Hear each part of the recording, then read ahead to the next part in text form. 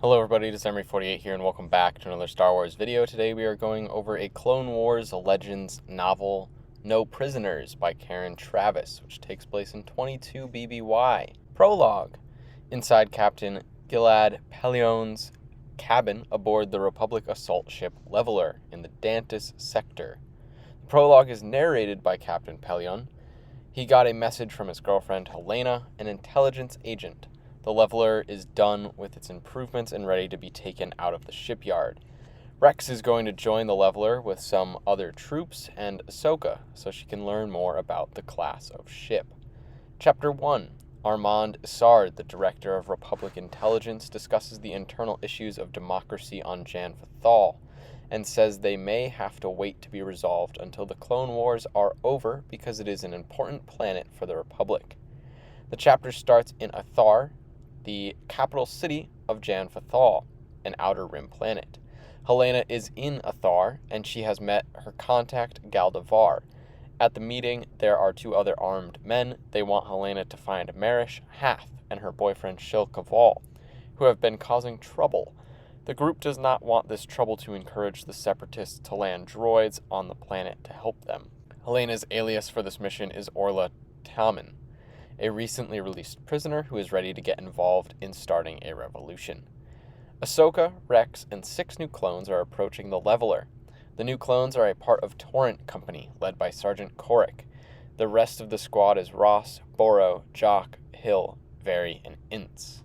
Pellaeon greeted the group as they arrived and made Ahsoka change into an outfit that did not show skin. She was not all too pleased, and they are already butting heads.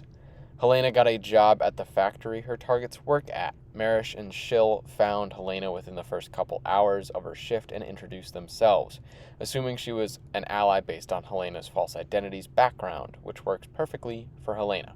Chapter 2. Anakin arrived at Padmé's apartment to spend the couple of days Ahsoka is with Rex with Padmé. While Pellaeon was inspecting the ship for how well the upgrades were actually working, a Separatist flotilla of 6 ships dropped out of hyperspace in the Fath system a couple hours away. The Leveler is beginning to prepare in case the Separatists are intending on attacking. At the end of her shift, Helena went to the bar with Marish and Shil. There they were met by Varti, someone that had been in the organization in the town Helena's alias had worked, but they did not recognize each other, although they moved on as if that didn't matter. Shortly after Varti arrived, there was a lot of noise outside the bar. The revolution was starting, and the power station was attacked, shutting off the power. Then everyone in the bar left with weapons drawn. Helena has arrived as the revolution is beginning.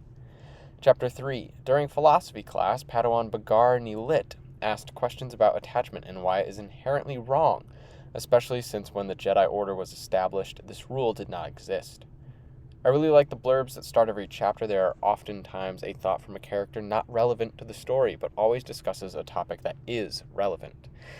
It's an interesting way to get into the minds of more characters not necessarily involved in the story.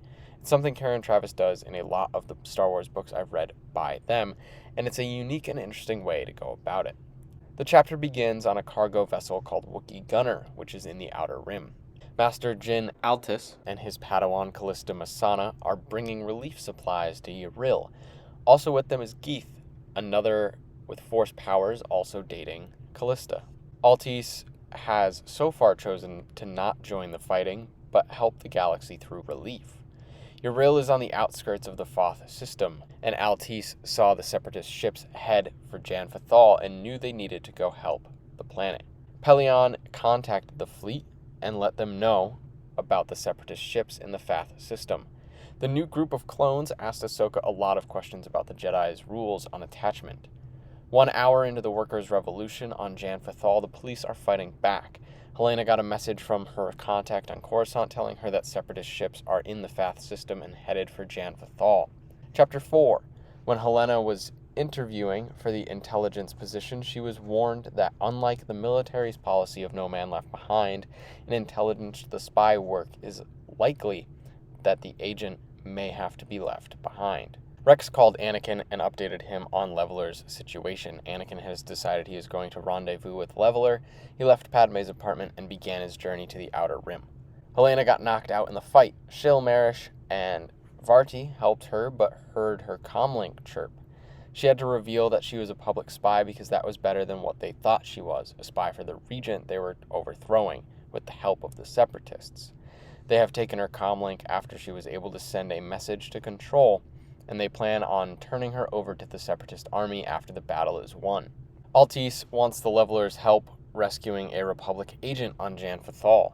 Pellaeon confirmed with Republic intelligence. They told the Leveler that the agent is Helena, Pellaeon's girlfriend. Pellaeon revealed to his men that she was a good friend to not have anything hidden between commander and soldier during this mission. Chapter 5. Ancient Ermenu military doctrine states that a prisoner is a burden to its captor and a liability to comrades, so there is no need to take one and you should not become one. Altice, Callista, and Geeth arrived on the Leveler. They met Ahsoka first, who was confused that Callista and Geeth were Jedi but showing romantic interest in each other. The Jedi then joined the clones and Pellaeon for a briefing of their rescue mission. The Separatists have made first contact with Marish and are working on taking over the government building.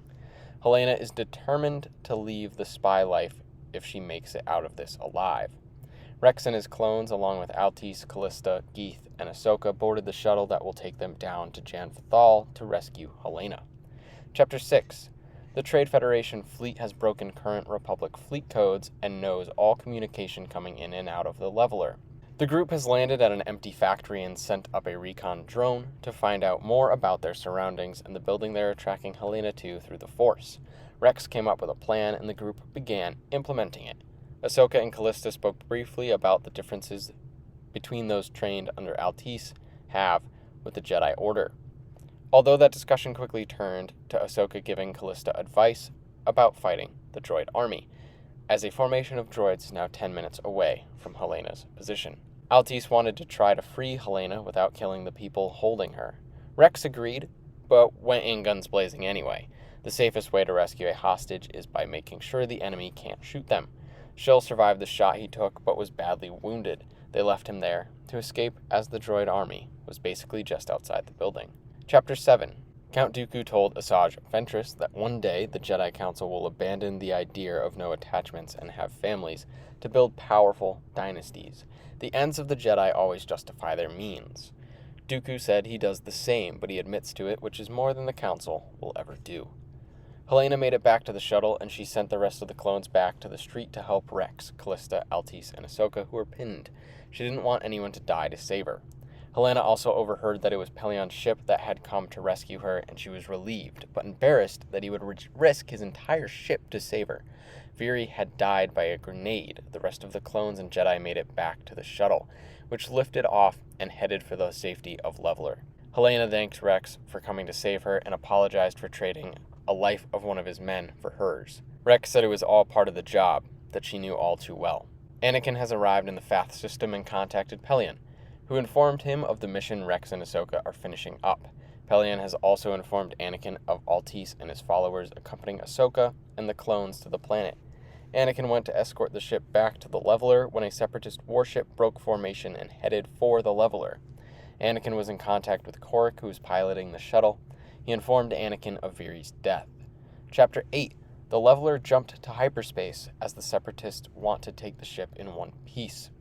The clones and the Jedi decided to turn back around and head for Athar again, as they did not have enough oxygen to make it to any Republic base. Rex sent a decoded message to Anakin to update him on their plan, as they heard nothing from Pellaeon before he jumped to hyperspace. Anakin rendezvoused with the shuttle and joined it on its return to Athar. Chapter 9. The Trade Federation ships are confused that the Leveler just up and left without its other two vessels, which they are all right with them landing on Jan Fathal because that means they can take the occupants as hostages.